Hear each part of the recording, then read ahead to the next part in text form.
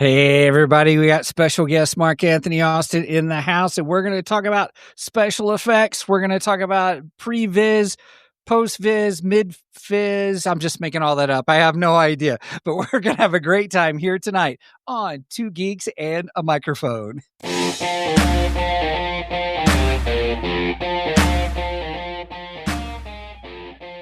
Welcome to the Two Geeks and a Microphone podcast, your one-stop shop for television, movie, video games, comic books, book reviews, and more. Now, without further ado, here's Steven and Mike.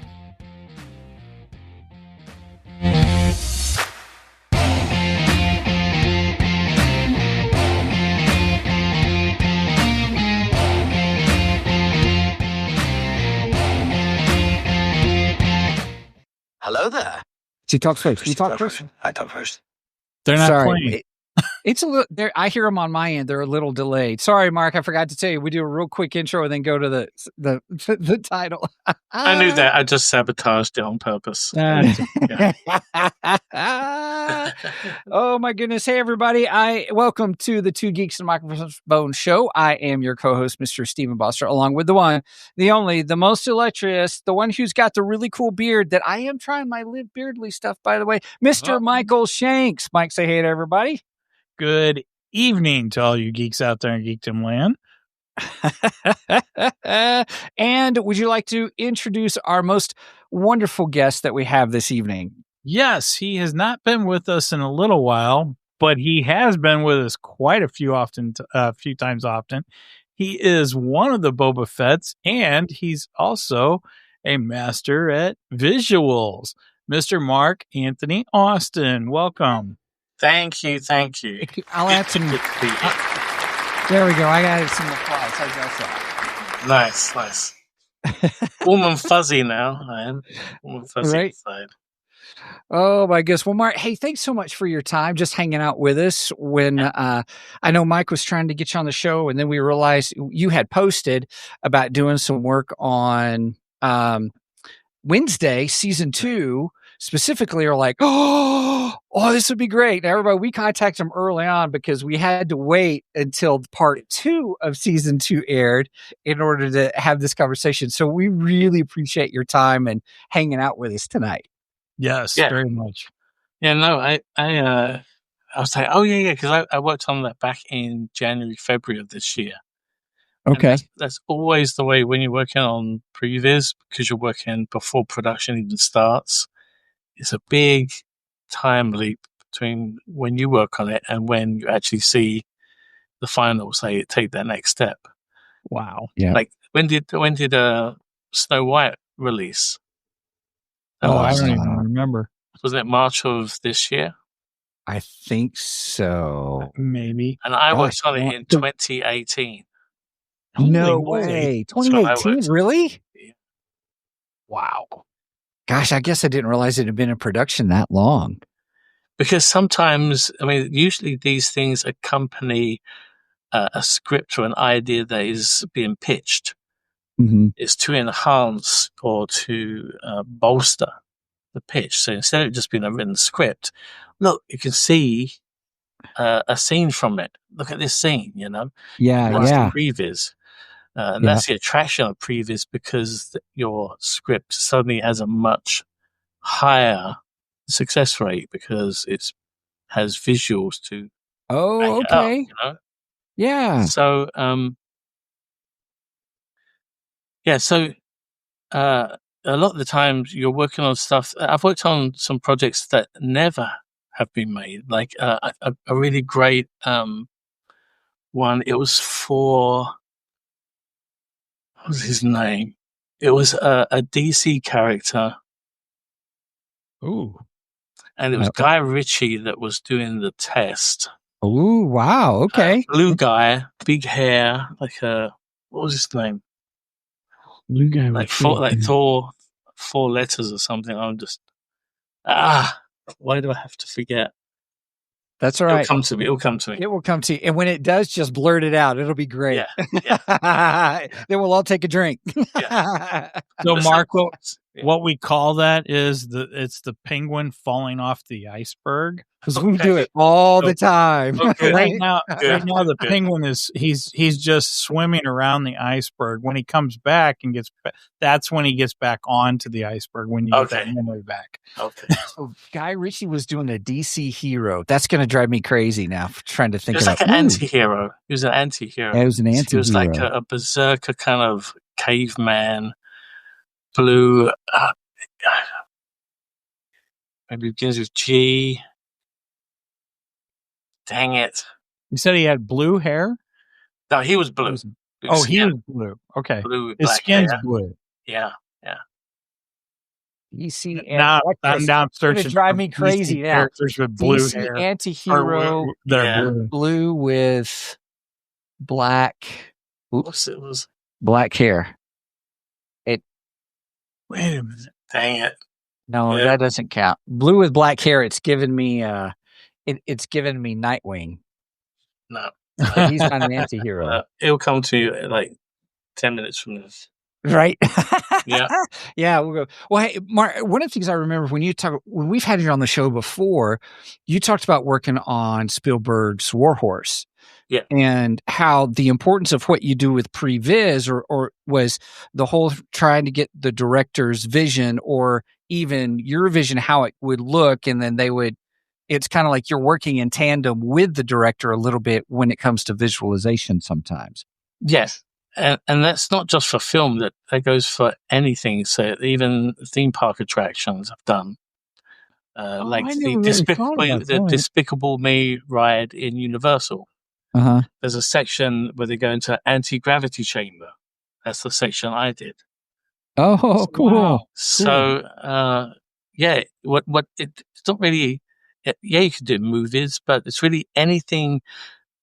If a director, somebody who wants to make a pitch or has a visualization they need to share, then it's my job to bring that director's visuals or imagination to life, Yeah, right. So sometimes he, will kind of delegate that to somebody you trust, like an effects supervisor. So you work with the effects supervisor, and sometimes he works direct, but that's becoming rarer and rarer now.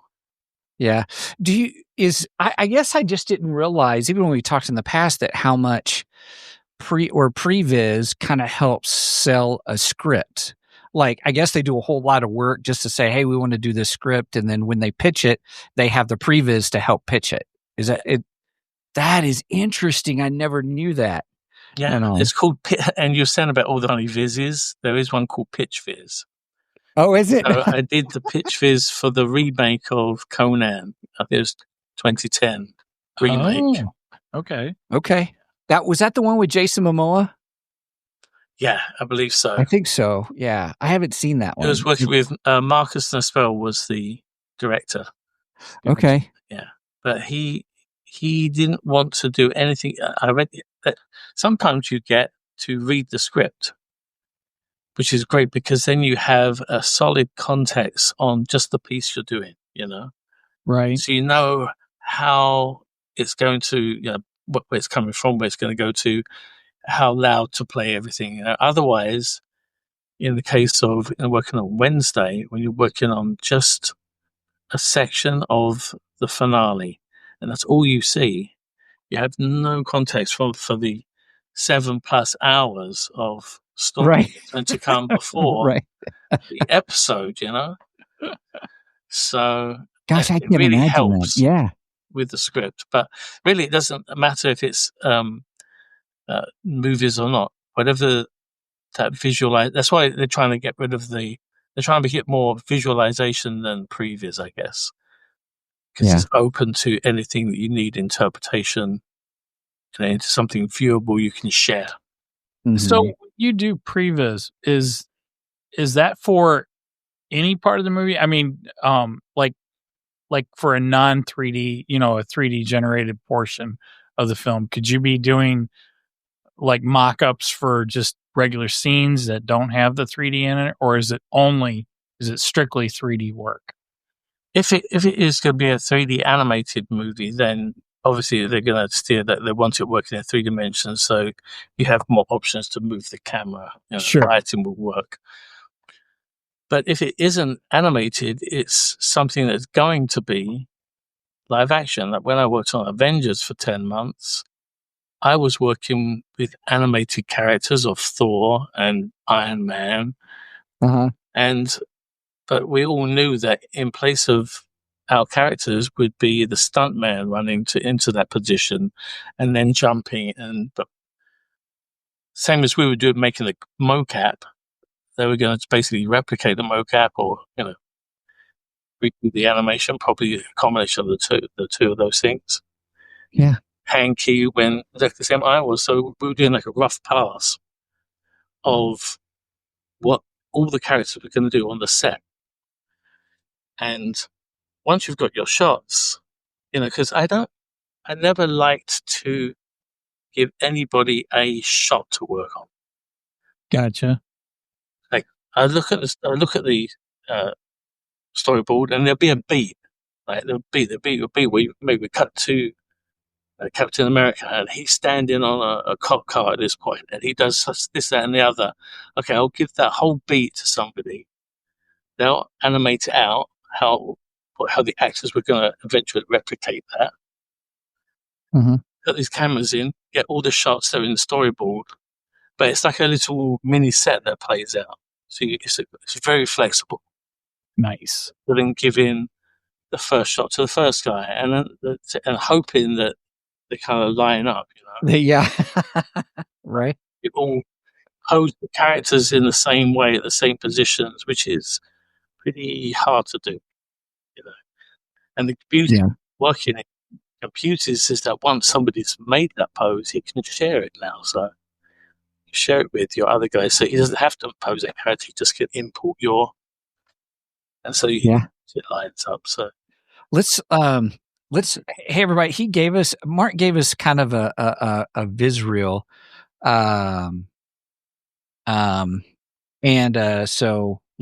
I want to get that up here real quick. I also want to recognize Caffeinated Wolf. Hey, dude, how's it going? Good evening, gents. He says, I hope this day is finding you well. If you guys remember, that is from Ripaverse. That is Monsieur, holy cow. My name. I didn't realize Caffeinated Wolf was from Ripaverse. Yeah, that's who we had on the show. Holy cow. That's well, thank you, Mr. Wolf. Right. Rodriguez, yes. Monsieur Rodriguez, who that was also a fun night.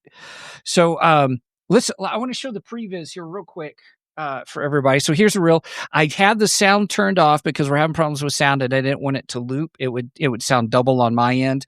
So this is the Wednesday scenes. For those of you who have seen Wednesday season 2, it starts off with that scene, but we're going to see some other scenes of different movies I think are going to be great fodder for discussion. And I can go back and rewind and we can look at a couple of things if we want to.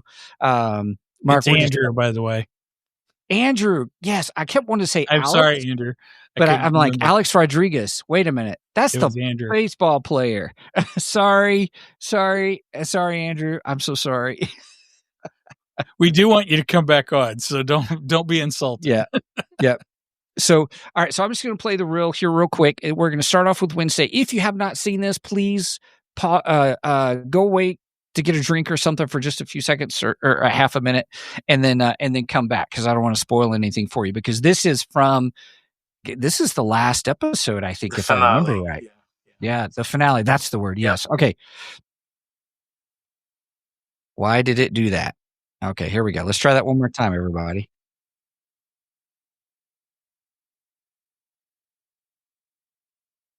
This is why is it doing that? Sorry, that's my bad, guys. There we go. So in that movie, we just previewed the song, the Hi-Ho song. Oh, down the mine cart and they start digging. And here's Ultraman. Ultraman Rising, these two.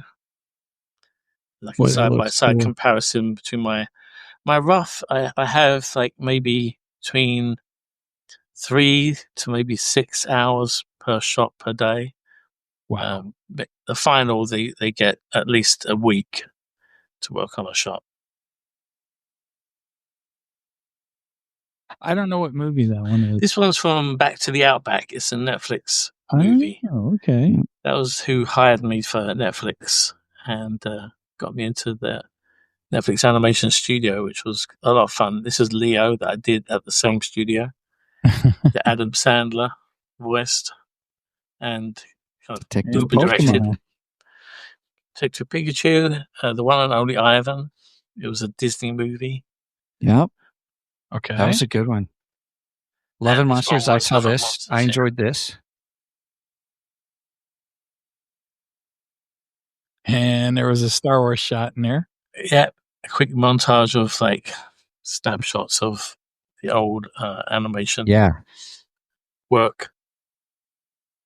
They just had Casper back in, or either they just had it or they're gonna have it. But Casper is supposed to be back in the theaters. They're going to, because it's going to be 30 years old this November, Right. this October, November. So, and for those that may not know, years. I'll zoom over there real quick. There it is. There's Casper. Yeah. You worked on Casper. Yes. So that may not know. So that must mean you are how old? No, I'm just kidding. I'm teasing. You don't have to answer 27, 28. that. Yeah, 27. I was actually the lead animator for Casper. So my first job was to design the most extreme face shapes, like the most extreme happy. But you had to design it, but not break character, So what is the absolute limit that an animator can take that happy surprise look or something without it stopping being character Casper? Wow. Yeah. So let me go back here for real quick. So this was a great scene, and you said you worked on these scenes like early on back in January, February. Wow. Yeah. How is it with having to deal with NDAs and stuff where like, oh, I got to work on this. It's going to be so good when it comes out, but you really can't say anything. Yeah, talk about it. No, and all you can put on your LinkedIn is that you worked for this company in this capacity on I still have one that's a AAA, AAA fighting game. I can't say what it is until it comes out. And then I can reword it on my LinkedIn. But until that point, I have to be, because you sign these NDAs. But anyway, if I told anybody, I had no context really. We did have the footage between the shots, so we saw how it cut back and forth. Yeah, right. I can only take credit for the stuff for when they're ascending. So they ascend and get to the top, and he realizes he can't go any further. There's that big over the shot of him. There's a big drop, and then she comes up and kind of call him. So that was my section, and then somebody else did the rest where she's falling down. All that, so right after that where she falls down and stuff. Yeah. So Tim Burton's the director for Wednesday. So does he do any of his own art, or does he have a specific artist? No, you don't know. Okay. No, I got brought on when they had a big rush. They wanted to get this end sorted out. They basically said you got free reign on the rooftops. Whatever works best for the chase to make it most dynamic, you can do. Because so much of the architecture looks the same, it'd be very easy to cut from one to the other, and it looks like, he's just coming over the crest and now he's on the rooftop, But we did keep to where the fire happened and where they naturally would climb up. We kept to the geography. It worked for the shots anyway. And my job is to not just replicate the storyboard, but kind of maybe give some alts, Yeah. Different lenses and different if the character's going to go past camera, how close to camera will they come past? Yeah. So Give the best even in this shot, just how you did the facial expression, coming up over and seeing, okay, I see this is blurred, but obviously you're trying to give depth and scale. Yeah. For that.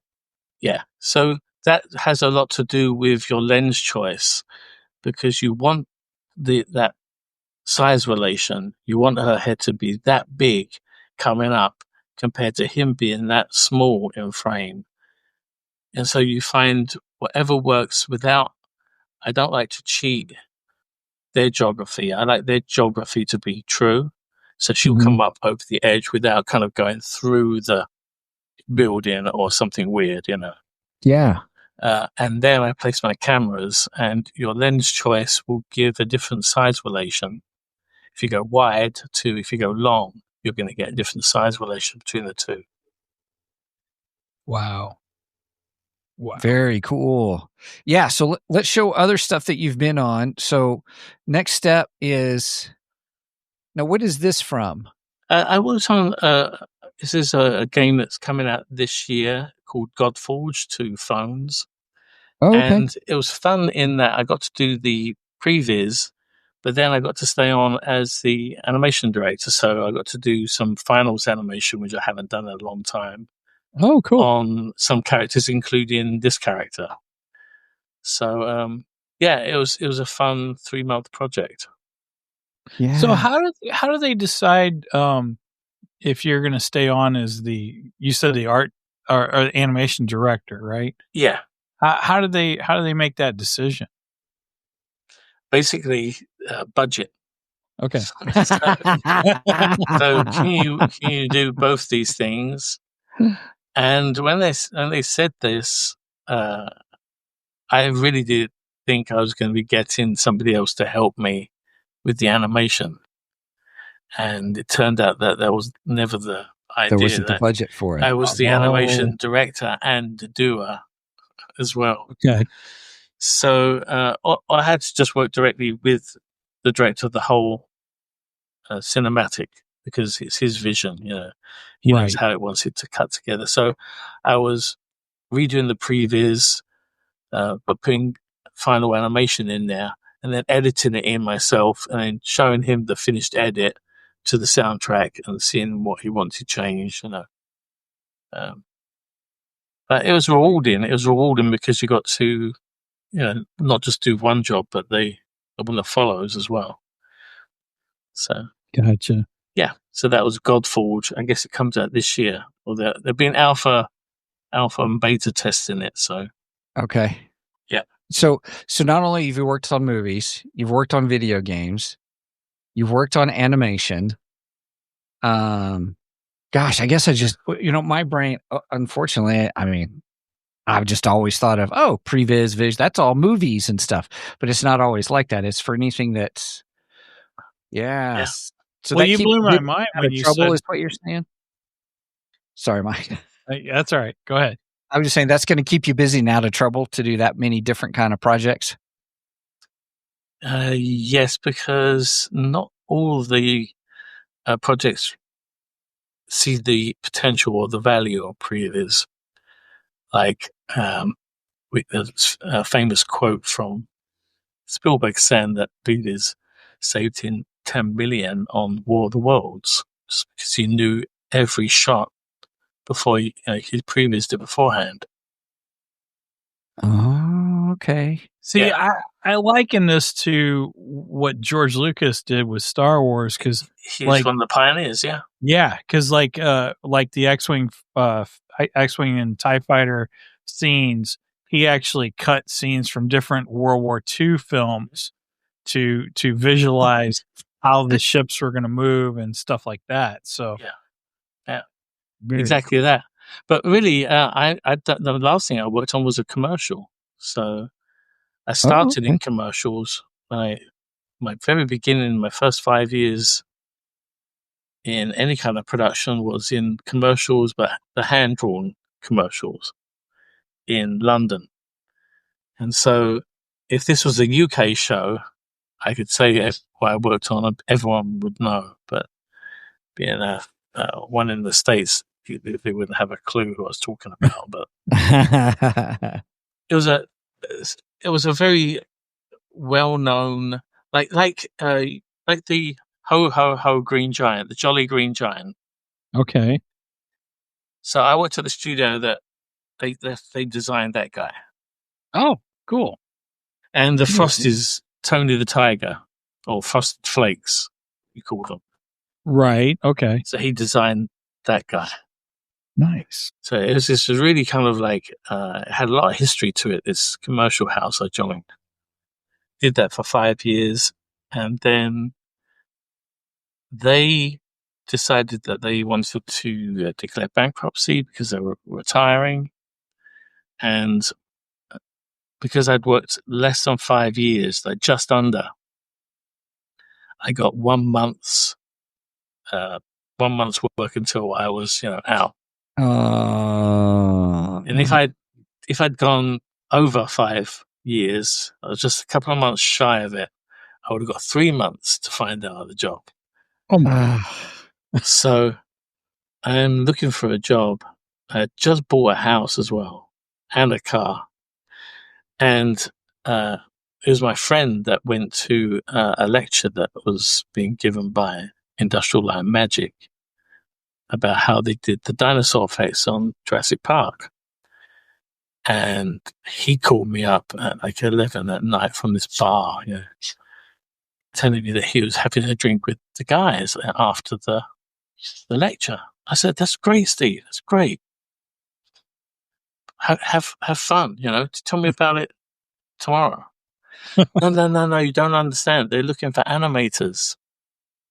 I was like, they do computers, right? Yeah. I don't know the first thing about computers. No. They want guys that don't know computer. But that makes no sense, But then when I spoke to the guys, because he gave me the hotel phone number, and I called at the hotel. Said, "You don't know me. This is my name, Mark Anthony Austin. I'd like to show you my portfolio and showreel. It's on VHS." Sure. We got a VHS player in the I guess they were interviewing people in the hotel suite. Come on up.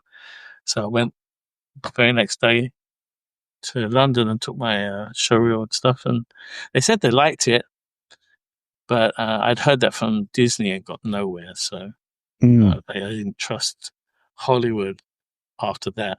Disney. I could understand that. Yeah. And so, and I guess they were true to their word. 3 weeks later, they called me like just before Christmas of '93 and said, "You have 3 weeks to get out of here," So, nice. Woohoo! Yeah, that was for an 18-month job and on Casper. Okay. And so I figured that I'd do my 18 months and, I'll be and go home. I didn't really say goodbye to anybody at home because I figured next time I see them, they'll be, "I haven't seen you in over a year." "Oh, that's because I've been in America, blah, blah, blah." What a great story. Okay. Yeah. So I kept it. And I didn't know I was going to be here for 36 years. And still going, but I still just have a green card. I've never gotten citizenship. Oh, really? That's interesting. I still feel like I'm working from job to job to stay here. So. Right. Well, you are actually, I guess. That's how it feels. Oh my goodness, that's funny. Oh man. So then, here, we'll move on a couple of other things here. So when we last talked, well, hang on a second. Oh yeah. So that's Snow White. Yeah. Which I said I did in 2018, and it took over 5 years to see it. Yeah. Wow. And so what'd you like? You animated just the song portion of it then? They wanted, first of all, they said, "We want this minecart ride, but make the minecarts dance to the music." I was like, oh crap, how can I do that? Okay, that's a challenge. How can I do that? So I thought, well, I'm not even going to bother about the minecarts going anywhere. I'm just going to have a minecart. I've got a minecart, but the guys in it, 4 guys in it. I thought, okay, I'm on a minecart track. Like, and do like, hey ho, hi ho, hi ho, hi ho, like this. So I did get them to send me the music. Oh, good. I just Okay. let it go side to side to the music. Okay. And when the cart was going side to side in the music, that's when I stretched it out and got it to whatever speed they wanted. And then it became a case of how fast are these guys going? Because you're fast enough that you're moving past the background, so that means they're really going fast, you know. So I stretched out this side to side, and of course they went down all to the music. It didn't matter where they were because I'd done the rhythm up front. That is quite. I could not think of that kind of detail. That's pretty awesome. And then from that travel, we could extrude back a path, and then we just got that point on the path and widened it and made the tracks. And then so we had the track animation, or the track was built from the minecart animation that we'd done. Oh, okay. So you did the minecart first, and then you did the track. Minecart first. However, I wanted to be moving once the director's kind of, because otherwise, how many times are you going to build this thing? And it's got to be in sync with the music every time. How do you do that? Yeah. Right. I had 3 days to do it. 3 days to show them something. Woo. So that's like, we're working 10-hour days, so that is 30 hours. But still, it's only myself and 2 other guys working on it. And yeah, stress. Yeah, right. You get a lot of gray hairs in this business.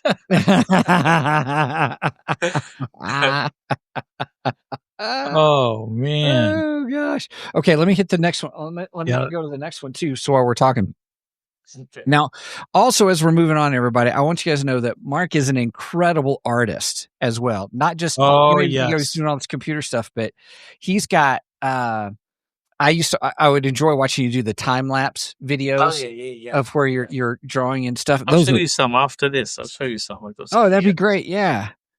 And then, but I remember, I think the last time we talked, you were working on Ultraman. Yes. But you couldn't say anything. No. Because it didn't release until 2024. Yeah. 2024. Wow. And I finished on it the end of 2021. Okay. So I had to wait a long time for this one to come out. Yeah. I just remember you were very excited about it. I do. I remember that too. I was, because of how much I got to design. So in the movie, there's 47 sequences, and I got to design 12 of the biggest ones. And it wasn't. Sometimes in previous you get pigeonholed. Like if you're a good previs artist when it comes to like action, say, then you get all those jobs that involve action. In this movie, it was great because I got to do this as an action sequence. This is the first one I worked on, the baby climbing Tokyo Tower. But I also got to do some really slow scenes, like when the robot dies, the point where the robot dies, and it's all, and the whole house is destroyed, and he's lost his father. So it was both ends of the spectrum, like the battle sequences. I got to work on the middle. The battle's broken into 3 chunks. It was so big. And I got to work on the middle part of the battle. Whoa. Yeah. But it was so much fun just because of the spectrum. Every sequence was different. Some are more comedic, like when baby escapes from her, she gets acid reflux, and her burps kind of melt her holes in her compound, and she escapes. And it's a very comedic. sequence. So it was really good to kind of work on a whole spectrum of different kind of story themes, you know. That is so cool. Wow. And a lot of these show a comparison of like my fast previews. Like I said, when you have a sequence, you usually get about 3 weeks to do the whole thing. But some sequences, and I come back to the Outback, which is that one you didn't recognize. It's about some Australian characters escaping the zoo and getting back to the Outback. Okay. In that one, Sorry. That's all right. I can't remember what I was going to say now. Anyway, that one, there was a sequence that was 117 shots long. Holy moly! And so I think they gave me an extra week for that one. But still, you have 4 weeks to make the shots, shoot them, edit them together to the soundtrack, and pitch them back to the directors. And then you get notes, go away. They usually give you a week for notes. Then you pitch it again, your second version of that sequence, get more notes. Usually get a few at the the third round. And then once you've done those, it's done. But very cool. Yeah, that's the speed you have to work, like 3 weeks with a couple of rounds. So maybe like 2 months for a sequence from you just got a storyboard to begin with, and you have to give them back this, like you can see down here, my rough version. Yeah. So you did the rough version. Yeah. And that's the previs work. And then here's the that's the final. Yeah. That's the final. Okay. Yeah. That's really cool. Now the next sequence though this is kind of the This is the shot that everybody seems to know. Yeah, the most iconic of the. Oh yeah, easily. So that's why I figured I'd put my rough version. I did more of an up angle than they chose. Uh-huh. Mine got a lot more of. It was probably more expensive because it had Stark Tower in the back. Yeah, I can see why they cut it, but I did make sure that I made my dolly track, my orbiting track, to fit on that bridge so that they could replicate the orbit, and it would fit on the set, Wow.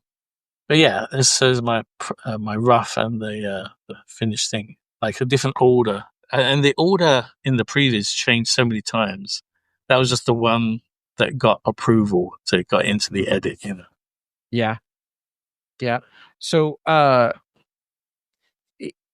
Brenda's saying, does he have a favorite one that he's done? Oh, good question. A favorite show?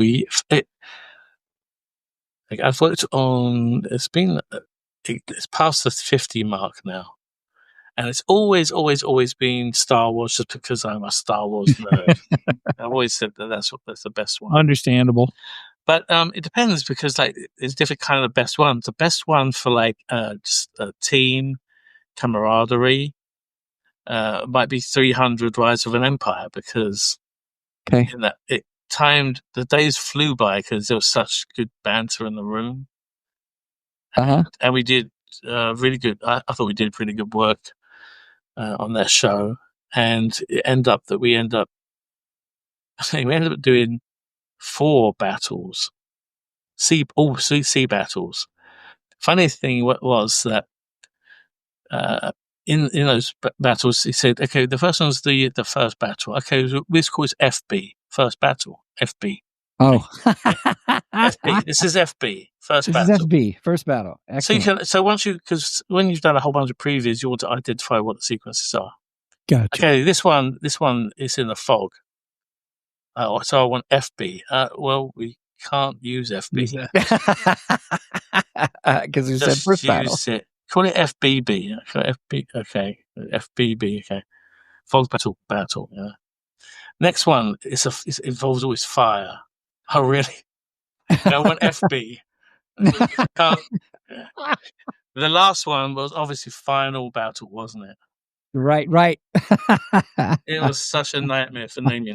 So that would be my favorite one for camaraderie. But the one that knocked Star Wars off of the top was Ultraman, just because it was like an 18-month show, and it was a very rare thing where there was absolutely no egos to contend with. Everyone really wanted to make the best movie possible. Everyone had a voice. Mm-hmm. Okay. And so it was 18 months where you felt like someone was really nurturing your creative muscle. And that's a rare thing. And so it took me, over 20 years to find it, but Ultraman Rising knocked Star Wars off the top. Because Star Wars, everyone thinks of Star Wars, it's not because it was in the Boba Fett suit. That's part of it, but the biggest thing was just because I always loved the dewbacks, and so getting to animate the dewbacks, and be in a room when George named the Ronto was pretty special as well, because he kept calling it this Brontosaurus creature, and the Brontosaurus creature is a mouthful, and so it keeps coming up, and so in the end, so you have to name it. He said, "Call it a Bronto with a B. Call it a Bronto." And then suddenly he kind of did it a couple of times, Bronto. Let's call it a Ronto. Let's call it a Ronto, and not a B. I thought, wow. One day I might even see that on a toy packet. Ronto. I think they do have a toy of that, don't they? They do. Yeah. They do. But That's awesome. at the time, I was like, wow, I wonder if I'll ever see that. Okay, Brenda has another question. I don't know if you're going to want to answer this one. Okay. Did he have one that he doesn't like to admit Yes. you did? Oh, you do? Yeah, I'll admit it. There's a couple, actually. Didn't have much fun working on Men in Black International. Oh. Okay. Just because they were very, very demanding, but yet very unforthcoming with help to get us the quality they were demanding. If you can work around that. I'm trying to think. Men in Black International. Yeah, that was the one without Tommy Lee Jones and yeah, it's Liam Neeson is in it. Okay. Chris Hemsworth. Chris Hemsworth. And then the girl that played the Valkyrie in Thor. In Thor, yeah. I don't even think I watched that one. The thing is, we had to work on, which is normal, you had to work on the monster sequence. So my question was, what's this monster look like? So we can actually kind of build something and work with something. It doesn't have to be accurate, but something at least to scale and shape. And also we can start working on how it moves. The more information you give me, Yeah. So they're like, well, we don't know what we want. Put something in there. So, okay. How big does this something have to be? It's like pulling teeth to try and get them any kind of help. And I understand because he didn't have an idea of what it was yet, but it was very hard to work on with all these question marks, because once you know the silhouette of something, you can frame it better. You can actually use it. It's going to influence your camera position and your camera tilt, or if it's got any roll to it. Depends on the silhouette that it's given. Now, did that movie have a different director from the first three? I'm not sure. The guy I was with, I'm not going to go down that road just in case. Like I said, it wasn't the most. What was it was over Christmas, and the request was we just want quick and dirty post viz. Yeah. Oh, okay. This is another viz. This is post viz. Post viz is where they've already shot their film plates, but they're not sure if it's going to work when they put the effect in front of it. And so in post viz, we do the rough animation for the effect, but put it in front of their film plate. And if the effect has to cast a shadow on said film plate or the set, Yeah. we have to build the geometry of whatever's casting a shadow on so that you get that cast shadow. So it looks But like if it's you're doing actually in post the. viz, I know, shouldn't but they they already want. know? Shouldn't they already know what their character looks like? No, I'm just saying that is what we're showing them is rough animation with a cast shadow Sure. on their film plate. And so they can say, yeah, we thought he was going to be a lot closer. He's where he has to be for some reason. Let's use this other take. And then we have to put that animation onto a different film plate. Okay. Check it out.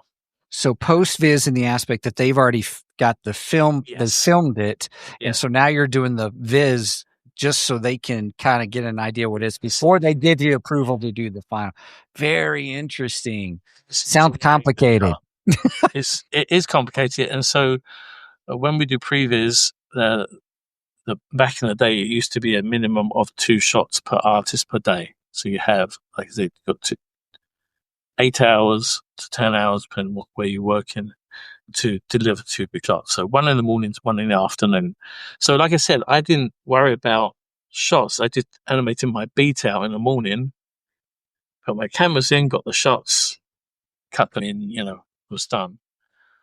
But with post-viz, you have to take their live action plate and track it. So it's reverse engineering to find out what the camera must have been doing to get this shot with this lens on, to give us a 3D camera that we can then have in a set to cast those shadows.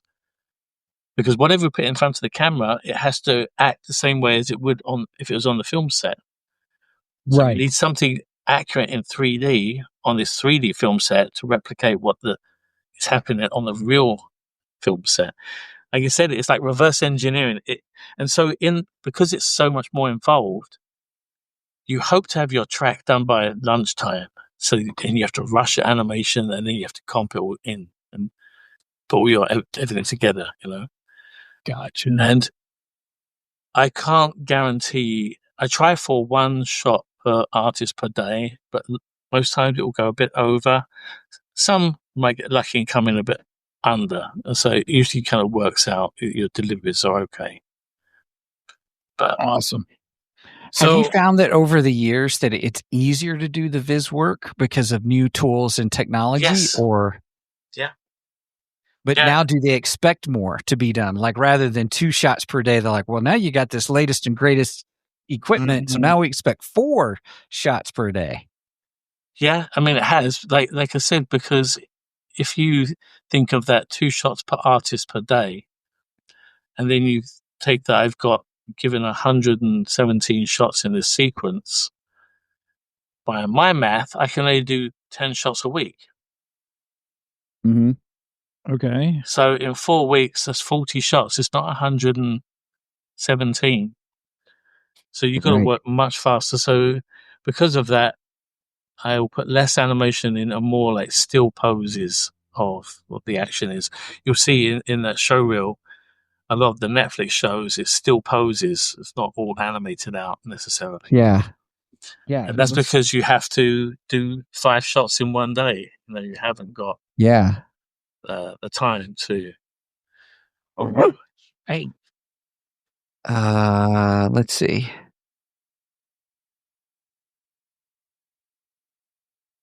This was Goosebumps. Yeah, I wondered if that's what that was. Yeah. And this was post-viz. So this is my introduction to post-viz. So obviously we have Jack Black in the film plate wriggling around, not necessarily with wires. He has the knot tying his hands, but otherwise no other wires. And we have to put in wires and gnomes. Okay. And gnomes so do you prefer to work previs or postviz? He just prefers to work. Solving. I'm just kidding. Yeah. Nowadays it doesn't matter. Well, true. But I love the creativity in previs, but I love the problem solving of postviz. Okay. Because you have to work out, like I said, a rough version of what the final effects are going to have to replicate only with everything finished, not my clues together stand-in for an effect, Gotcha. Okay, I got a question. So, do you have a dream project that you would like to work on? I've never worked on an alien movie, so I'd love to work on an alien themed from that franchise. Because I managed to get my Star Wars, I managed to get my Star Trek, I managed to get my Predator. I managed to get So I've scratched a lot of itches, but never the alien. Never the Alien franchise, huh? Okay, so that's a dream one. Nice. There we go. Well, it looks like there may be plenty of opportunity with the new show Alien Earth out and all. So who knows where they'll go with the Alien franchise. By the way, just to confirm, I did look it up. Men in Black 1, 2, and 3 were Barry how do you pronounce it? Sonnenfeld? Sonnenfeld, yeah. And then Men in Black International was F. Gary Gray. Gotcha. I did say that. So that answers my question. That answers that one. So just saying, just look that up real quick. Well, Mark, hey, for those that may not know, and the way we got connected with you was just because you were the walk-on Boba Fett for the Star Wars. What's the word I'm trying to say? Special editions, yeah. And all.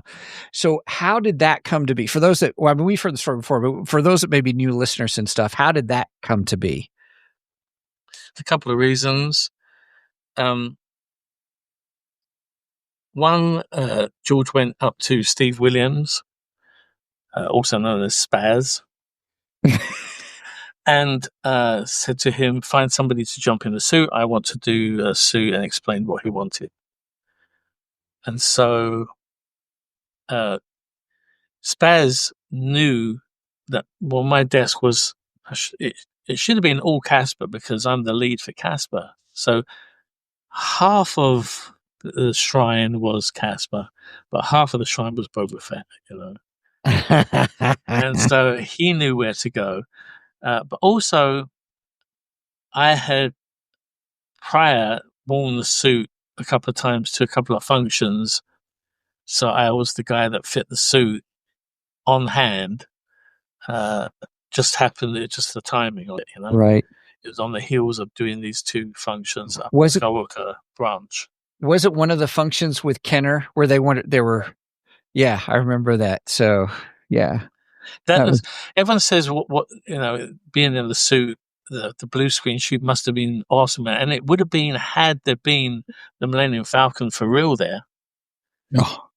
That would have been mind blowing, but it was a blue screen shoot. Yeah. But so when it comes to like the you need to show up at Disney at Galaxy's Edge in the suit. That's what you need to do. I'd love to do a shoot there. I'll look if they'll let me. This thing was the closest experience to being Boba Fett because it was meant to be a kind of the drinks at the end of this big kind of schmooze for all the license holders, and we're gonna roll out this epic saga once again, blah blah blah, with new enhanced graphics, blah blah blah. And so they recreated the Moses de Cantina bar on one of the sound stages at Skywalker Sound. And that's where we all were. We're all in character or in costume. They had enough like dry ice and lighting that you felt like you could be in the Mos Eisley Cantina. That wasn't quite bright, but bright enough to see. Difference is there was actually real people having real drinks at the bar. They were the guests, and then all of us pretending to get drinks or have drinks at tables. But because everyone was in character, when I gave I go ball past a certain alien and and give them a look, and then they cower back. And seeing it through the T-visor, for me, that was the penultimate Boba Fett experience. Yeah. And I had 4 hours of doing it. And then it was so successful, they asked if we'd do another 4 hours. And of course, when the 4 hours was up, that's when the guests left. And they just put music on. And so I was dancing with Ula for the rest of the So were you on set with Harrison Ford? No, because he just put me and Jabba into those plates. Oh, everyone else was from right. 1976. That's right. They didn't And have shot to. it, Yeah. Yeah. The only thing I don't like about that scene is when Han walks around Jabba and they have that awkward, Okay, I have a story about that because I saw it. I saw it before they did the step over. Okay. They did it with him, as he was on the original play. I thought it looked fine, fine. And for me to say look fine is I was very critical of how Jabba looked. I didn't like that he didn't look like Jabba the Hutt, Yeah, that first iteration not was one pose. So his face was wrong. Right. But in that was forgivable, this scene. And so they played it and he walks behind and somebody said, "Oh, but what about," and I was like, no, don't don't say it. Don't plant that seed, please. Don't. It's fine. It's movie magic. If someone's going to complain about it, good. Whatever. I personally like the soldier hitting his head on the door. Yeah. Oh, yeah, of course. Great. One of my favorite parts of it. But he was like, don't mention it. And as soon as that was out there, and then George got wind of it, and he was obsessed about a way to digitally save it, and a clever way to save it. Pixel animation, yeah. I wonder, had they not done that, if people would have just not even thought about it, That's exactly my point. There's a couple of things I wish they hadn't done. The whole Greedo thing, I didn't realize I didn't realize that was I thought it was just a rumor until I saw it, and I was like, shoot. There goes character monkey. There goes his character arc, Oh, I hated all the changes to the Greedo scene. Yeah. I don't understand why he did it. As it was. He was a scoundrel. He was supposed to be a scoundrel.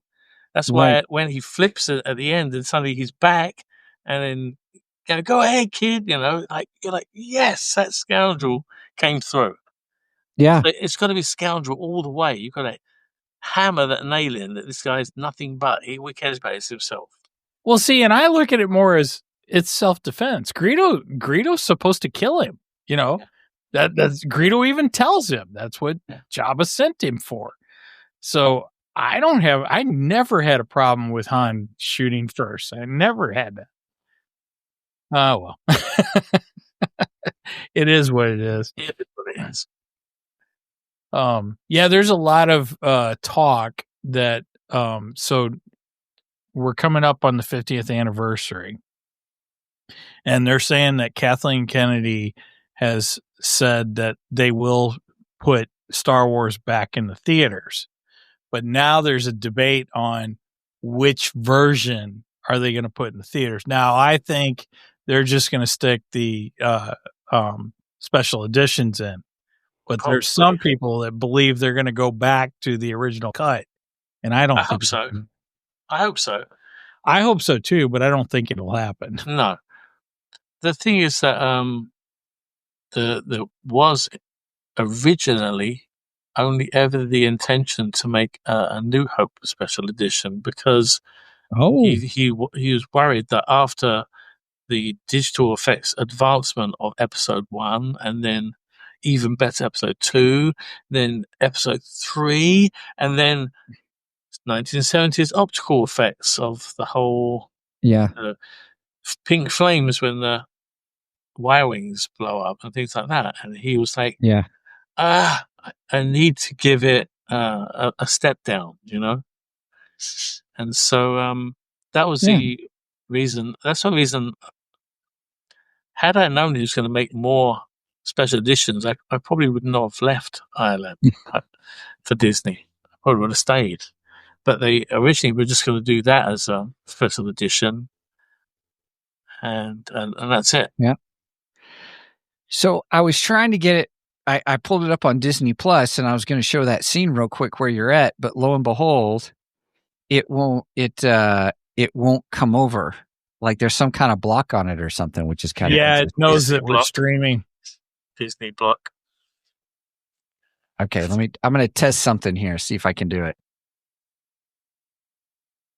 Oh yeah, it won't even let me. I was going to take a screenshot. It won't even let me take a screenshot because it knows Mouse knows.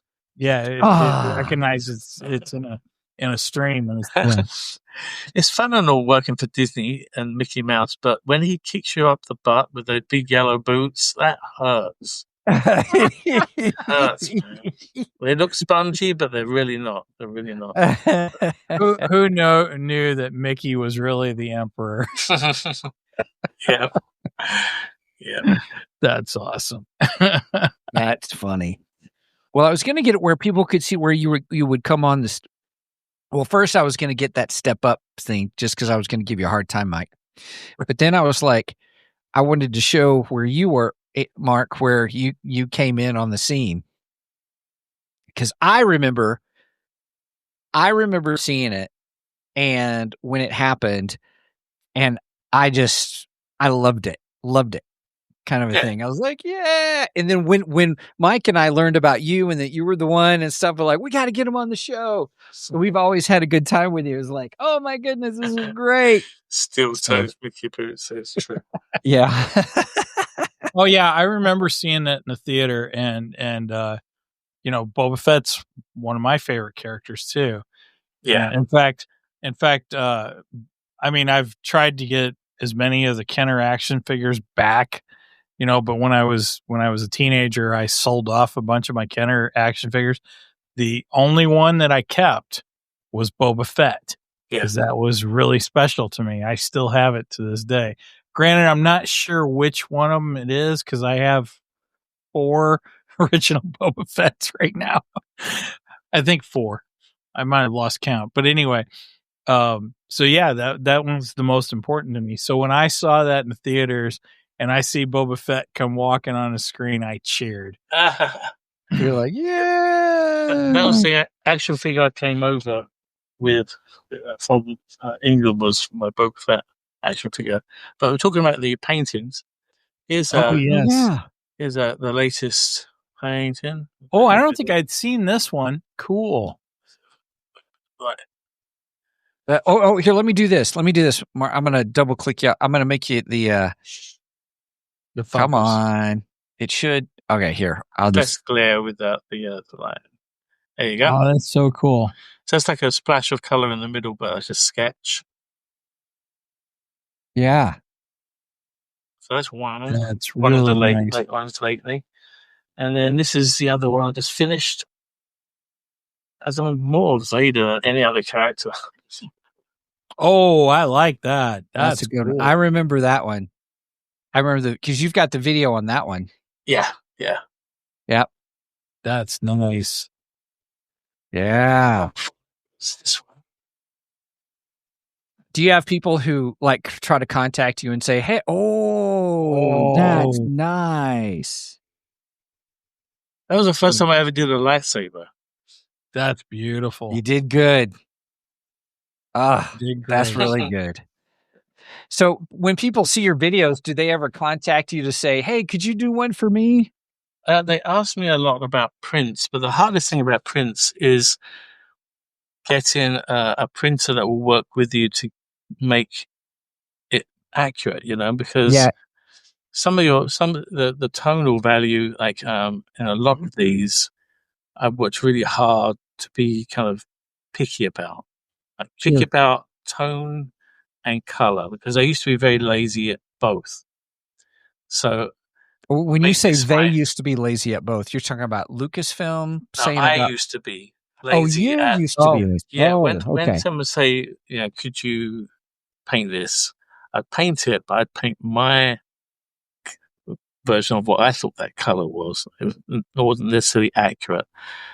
And I chose a Star Wars image to do originally because I thought if I mess this up, everyone will see it. If I choose the wrong tone, it's not gonna give the illusion of hopefully like someone thinking, "Oh, is that a photograph or not?" Just for a second. And so, so it made me. It forced me to be super, pardon the expression, anal about looking at exactly where that color fit on the spectrum of like gray to black, or what kind of brown is it? Is it like a mustardy brown, or is it a greeny brown? And so it made me a better painter or better observer, I guess. Yeah. Nice. Yeah. You mean you don't have this little laser tool that you can stick on it and it tells you what the color mix is? Not yet. I'll get that brain implant soon. Yeah, I'm sure Elon Musk is working on that. For sure. Yeah. Well, it was great. I mean, it's always been a really neat story. I still remember it where you talk about, you're just working on your stuff and the what'd you call it? Spaz. I think it's Mr. Williams. So you call him. Yeah. He just comes to you and you're working and says, "Hey, I need your help." Funniest thing is that he came to me and said, "Hey, has anyone spoken to you about being a Boba Fett?" I'm like, "What? Did my ears deceive me? Am I hearing the right words? Like, what?" He goes, "Oh, I never said anything. Forget it." So, and he goes, "Oh," and I'm like, "What the heck just happened? What did? You can't leave me with that." Yeah. Like, and it took a while for me to get the. Finally, I got an email from Tom Kennedy. It was in response to an email I'd sent because as soon as I heard that they needed somebody, I said, "I'll offer my services. I fit the suit. I just did this. I did these two events. Just this summer. Right. Blah, blah, blah. And the letter back was this: "I don't know how you heard about this, but oh crap, it's like a shake in the hornet's nest." So I really felt that there was no way this guy is mad. How mad he was going to be saying, "You know what? Yeah, you should jump in the suit." So I really thought I messed it up by offering my services, voicing that I knew about this shoot or what they intended to do, and I guess I shouldn't have done. But yeah, it turned out that he took me up on my offer, because so cool. he thought, I could do this for free, get one of our own employees to do it. He'll do it for free.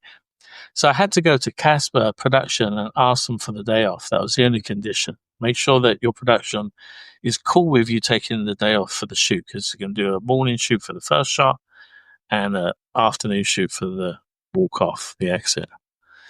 Okay, so I went along to Casper Production, and that I got on great with Casper Production because I'd been their lead guy for the show, So they're all happy with me, and I said, "This is your Jeep dream, isn't it? This is your shrine. Isn't that the character that you're talking about?" Like, yeah, that's the guy. Well, you should do it. We'll pay you for the day. So they paid me my rate for the day working on Casper, but they gave me the day to shoot. That's awesome. Yeah, really cool about it. Yeah, really cool. Yeah. That's awesome. Yeah. Wow. You always hear those stories about people who have had tough situations or frustrating, they've worked with some crazy people or difficult kind of companies to deal with. But it's always nice to have those stories where like, oh, they were cool with it. It was great. That's all. Yeah. That's pretty nice. Yeah. I found that for the most part, Ireland have always been really cool. I did get stung on my credits though, on both the movies, because I thought I would get some recognition in the credits for being the Casper lead, but towards the end of the movie, when they really wanted to up the production, they said, these are the remaining sequences. I can't remember if there were like 6 of them or 8 of them, one of the two, 6 or 8 left to do. These are the remaining sequences. So you need to assign a supervisor to each sequence just to see it through, and just solely be looking at how that sequence comes together. That's our only job. And so I went from being the Casper lead or the character to lead to one of these sequence supervisors. And when they get the credits out, they list these sequence supervisors. They're not going to give me another credit, They kind of, it's very stingy when it comes to credits, how many. Normally they won't let me put Anthony. It's like, no, you can need to have Mark Austin. You would go have to request Mark Anthony Austin, but I'll get Mark Austin when I go and watch the movie. Like, shoot. Oh, well. That was not the colorful metaphor you probably used at the time. That was exactly the metaphor I used. On New Hope, because John Knoll had taken all the spaceship shots, which I was kind of upset about. He said, "No, you're just doing the creatures." And Steve Williams that directed the blue screen shoot and was asked to fire me. He animated and modeled Jabba. And at one point, he asked me, "Can you take?" And I said, "I'm not touching that. I am not touching Jabba. I've got every other creature to do. I've got Rontos, Scurriers, Dewbacks." That was probably wise that you didn't take Jabba. I helped him with his lip sync. That was it. I helped him with his lip sync. But I said, I don't want that. I don't want to touch it. It doesn't, I can't get one frame that would look like him. So, yeah. Yeah, so. I'm sure if you did it, you would have done a great job. Much more better than. Cheers. Cheers. What came out later?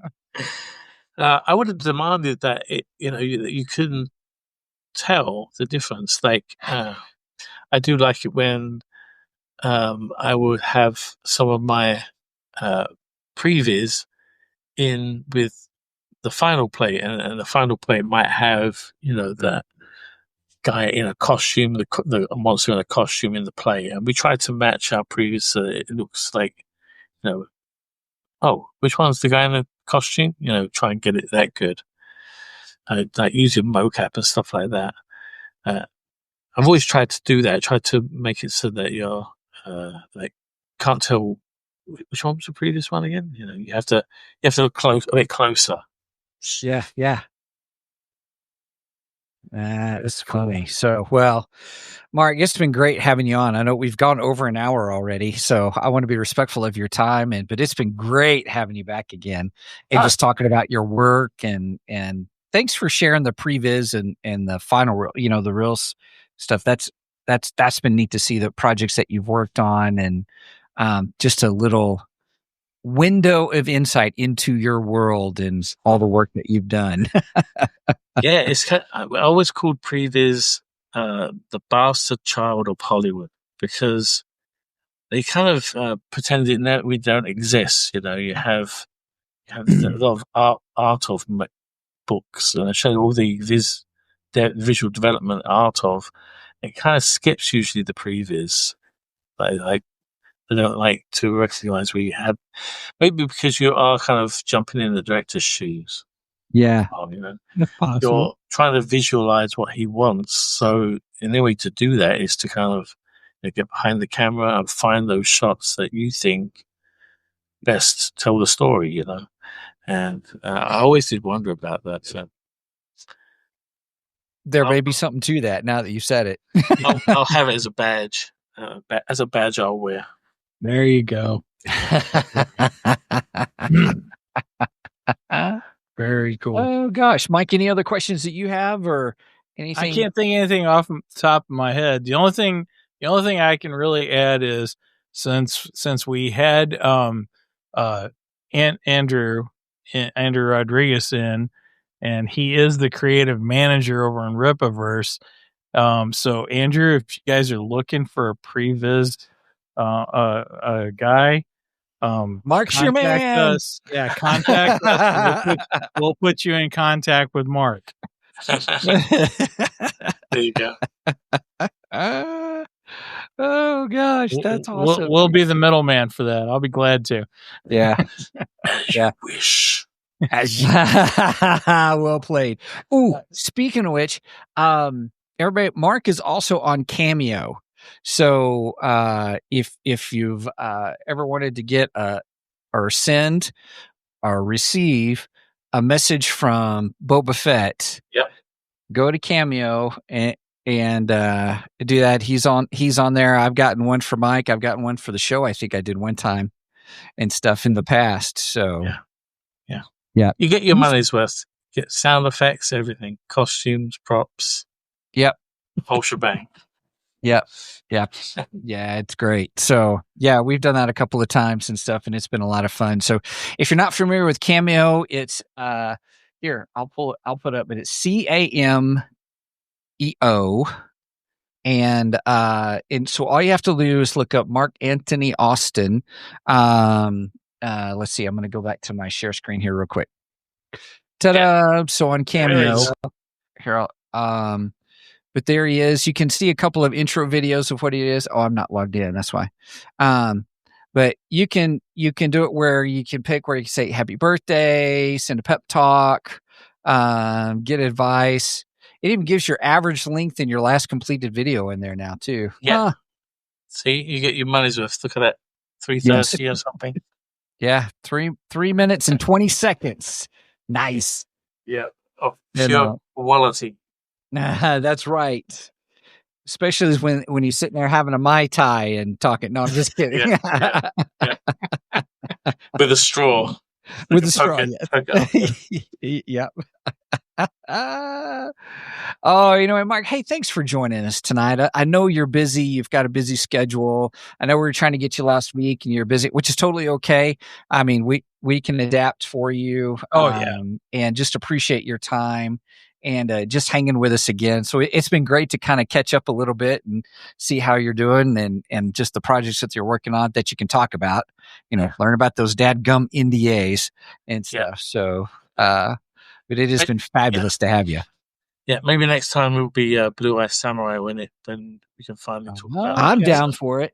I'm down for it. Yeah, absolutely. Because I enjoyed the story behind the first season very much so. Yeah, you will not be disappointed. Everything just is elevated. So, yeah, that's all I can tell you, but that's enough. I think. That's okay. That's enough. That's all I need. If you're saying it's much more better than the first season, cheers. By the way, much more better. I would say absolutely. I'm down for it. Okay. I don't think, Mike, have you seen, we didn't do a show on the first season, did we? I think I just talked about it in my segment. I've not watched it, so no, I know we haven't. Okay, all you need to do is watch the very first episode, and at the end of that, you'll know. Yes. Okay. Yeah, it takes one. It's no like slow burn.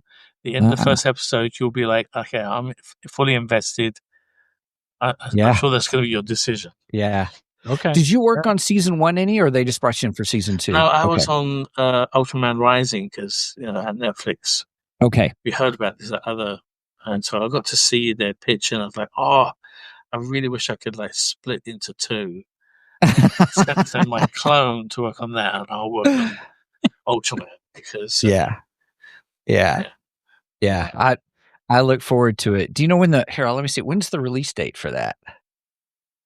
I know it said it's coming. End of next year. Blue Eye November 26th, I think. Yeah. Oh, it just still has season 2 here. Season 2 release date. Let's see if he's right. It's aiming for a 2026 release. Yeah. Because every episode is like a movie. Every episode is an hour long. Yeah. So I only worked on, I think, 4 episodes. The ones that they were most worried about because they had the most action or the most character count. Yeah. Is this similar to Samurai Jack? No. No? Okay. No, it's a great story about how you have this samurai who comes in and you don't really know at the beginning. You don't know it's a she. Kind of. You're like, you spoiled the first episode then. spoiler alert for him. At the end Sorry. of the first episode is when you Dadgummit. Yeah. holy cow. And it totally sets up the stuff that's in the first episode totally sets up kind of for the rest of the series, the relationships, some of the drives of some of the characters. And we had to be very respectful of Japanese filmmakers and filmmaking. Mm-hmm. Everything in Japan is very low to the ground because that's where everything happens. You know, everything's in kneeling height. If you stand, that's a show of offense and aggression, and that's a fight. So everything's done low, and so all the cameras have to be low. I had no idea. Everything's shot really from this, and it looks right. It looks like when you're in that spatial room, everything looks right because everything has been shot that way, and we just aren't necessarily aware of it, but we subconsciously are. We know when it feels wrong. I'm so going to watch it again. Oh, there you go, Mike. We'll do Blue Eye Samurai. Oh, thanks a lot, Steven. Sorry, spoiler. So sorry. I'm so sorry. Yeah. Still, episode 1 is a great episode. Oh, the first episode hooked me in 100%. And then, even the way the series ends, or the season ends, excuse me, was really good and all. We should do a show on it, especially when we know this is coming. Mark will definitely. Well, I don't know, Mark. That puts it like a whole nother year before we get to talk with you again. So there's got to be something in between that we can still have you back on for. Yeah. Well, let's see what I work on next, and we'll make up our mind. Yep. The question is going to ask, were there any Steven skips? So Mark, I'm pretty retentive with my time. And so if I think the show is moving slow, I'll hit the skip button, 10-second skip button kind of a thing. And so the question is, were there any Steven skips in this one? No. In Blue Eye Samurai, there were none because it's fast paced and it's so story driven that if I skipped 10 seconds, that was enough to miss something. Yeah. Kind of thing. Not like the other shows that I Steven skip. I'm like, I skipped 3 times. I'm like, they're still going down the stairs, Although, how many times have we discussed something and you went, I don't remember that? Well, yeah, it's probably because you Steven skipped it. That's why. Maybe. Oh gosh. Oh geez. Or we do Ultraman. We haven't done Ultraman. We talked about doing it. We did talk about it. Never did. I don't know what happened to that. Yeah. So Mark, maybe we have to do that show. We'll have to back on to. Yeah. I can send you some of my my previews of a sequence so you can see that'd be fun. What it looked like before all the final bells and whistles added. Yeah. Okay. Yeah. Well, Mark, it has been really cool to chit chat with you and get more. There's a lot we talked about tonight that we have not talked about in the past, just about your work and all the stuff that you've done. I think last time when we talked, you had done also the Cruella had just finished coming out, I think. Yeah. And you had done the sequence in the trolley car. Yeah. I think you said with the dogs and all. So yeah, that was. That was a lot of, like I said, about when you're dealing with plays, because this was post-viz, so we had final plays. A lot of guys with not even leashes, just their arms with a hoop doing this.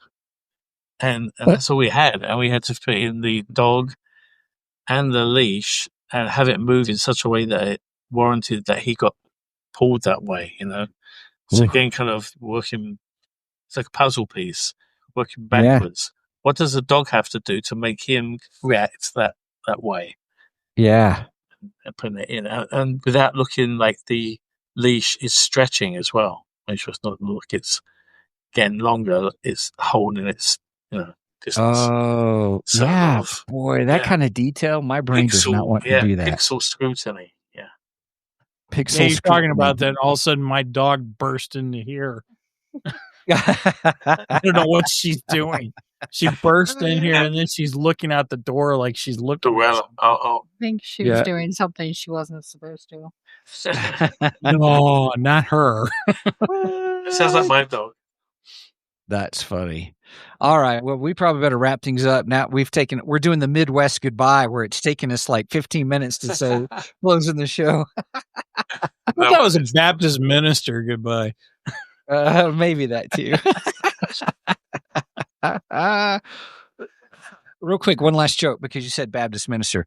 It was Share Your Faith Day at school at the local elementary school. And so in the classroom, the first person that gets up, he gets up and he says, "Hi, my name's David. I'm Jewish, and this is the Star of David." And he's like, "Okay." And then he sits down, and the next person gets up, and this little girl says, "Hi, my name's Mary, and I'm Catholic, and these are rosary beads." And he's like, "Okay." So sits down, and the next thing, little Billy gets up. He gets up in front of everybody, says, "Hi, everybody. I'm Baptist, and this is a casserole." And that's 100% true. Oh gosh. Sorry, I don't know why that came to mind. I've told that joke a couple of times. Like, that's an old joke, but Yeah, anyway. you started telling it. I'm like, oh wait, I remember this joke. Yeah, right. Sorry, Mark. Again, thanks for being with us. Hey, where's a good place where people can get a hold of you or find you, other than Cameo? But I mean, Yeah, easy to find if you can decode it. It's at Boba Fett ANHSE. That stands for A New Hope Special Edition. So BOBAFETTANHSE. But that's goes for my Instagram and my Facebook and everything. Yep. Yeah, That's how we got connected. I see your Facebook more than I see the Instagram kind of thing. So I see what you put on Facebook and all. So yeah, it's always a lot of fun. Everything gets the same thing. Yeah. Like if you follow me on Twitter, you just get the same crap as.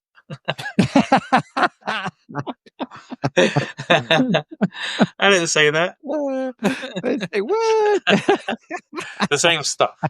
The Images. same stuff. That's Content. awesome. There you Yep. Here, let me get I should have done this before. I apologize, everybody. So at Boba Fett, for those that are listening, there we go. Create.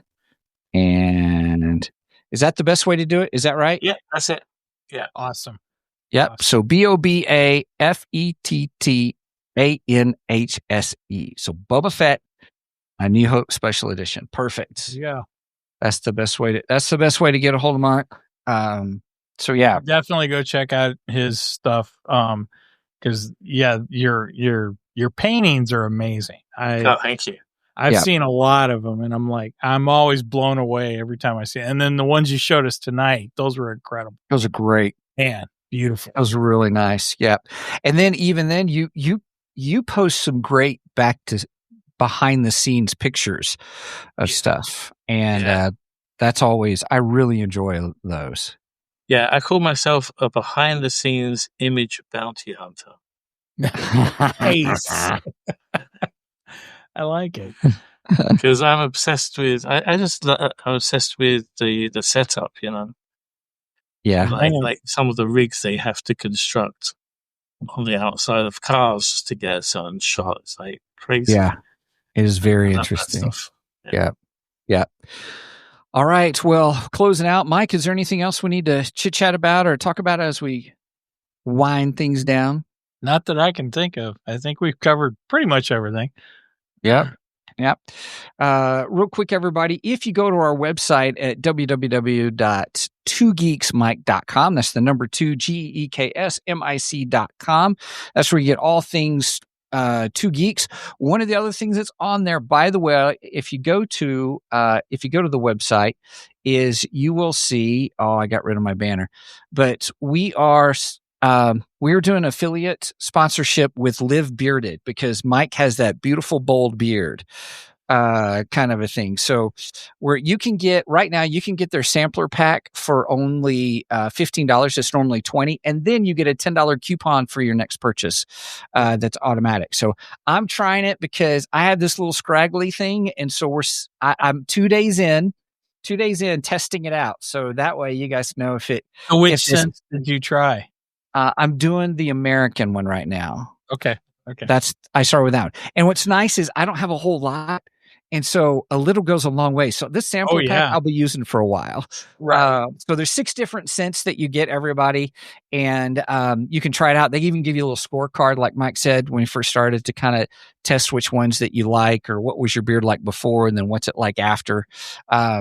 Because mine's been a little chapped, or I guess the way it just seems a little dry. So I'm looking forward to this nourishes and heals my chin kind of a thing. So anyway, being said, it has been nice though. Like during the day, I still smell the scent, if that makes sense. It's really nice. And so anyway, with that said, also, if you guys want to support us, please help us out. We go to Ko-fi.com/2geeks, just like Patreon, but we like it a little bit better. We think it's much more better. Cheers. Say that again. Cheers. And so then ko-fi.com/2GEKS. All that money goes really is to help pay for the stuff to do the podcast. And so that's the game plan. And so with that, that's all I got, Mike. Anything else? Just that if you made it this far, please make sure and go like and subscribe to us on all the socials. We are on Facebook, Instagram, X, and then we are also streaming live on Facebook, YouTube, Twitch, and Rumble. So yeah. All right. So that's the dealioso. All right, everybody. Well, all right. I don't have anything else. Please check us out. We got all kinds of stuff on the website, kind of what's coming. No, I have to update it. I have not updated it yet. So I still got to update it. Sorry. It just dawned on me. Wah, kind of a thing. Mark, once again, one last. Oh, go ahead. No, I was just saying, Mark, one last time, I just want to say thank you. We had a blast. It's always good to have you with us. And look forward to chit-chat with you more. Now, like Blue Eye Samurai, we're going to have some more. I'm excited about that. We're not going to hit you with any spoilers or anything. We're respectful. Don't want to get in trouble or anything like that. But I want to make sure that when that comes out, we have you on. But even before then, maybe even Ultraman. So Yeah, for sure. all right. Mike, you ready to roll? Yeah. So please do not Steven skip this episode, because we are much more better than the rest. Cheers.